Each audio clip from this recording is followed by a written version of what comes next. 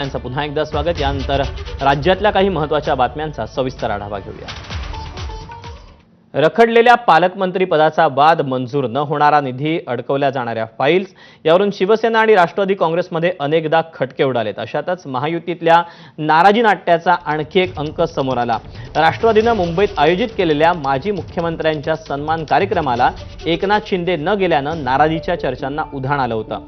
तर दुसरीकडे शिवसेना नेते आणि पर्यटन मंत्री शंभूराज देसाईंनी आयोजित केलेल्या महाबळेश्वर पर्यटन महोत्सवाला उपमुख्यमंत्री अजित पवार यांच्यासह राष्ट्रवादीच्या सर्वच नेत्यांनी गैरहजेरी दर्शवली। त्यामुळे राष्ट्रवादीच्या कार्यक्रमाला एकनाथ शिंदेंची गैरहजेरी तर साताऱ्यातील शिवसेनेच्या कार्यक्रमाला अजित पवारांची गैरहजेरी, त्यामुळे दोन्ही पक्षांमध्ये वादाची ठिणगी धुमसत असल्याची चर्चा आहे। मी तुम्हाला वारंवार सांगतो आहे, काहीतरी गल्लत होते आपली।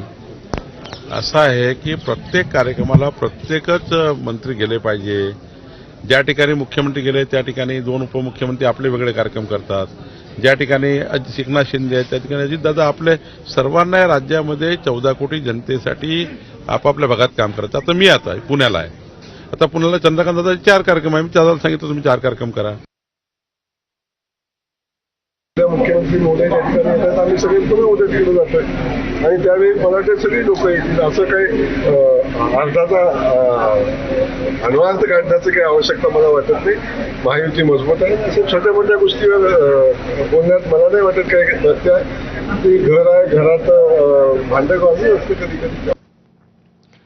उपमुख्यमंत्री साताऱ्यात त्यांच्या दरेगावी गेले की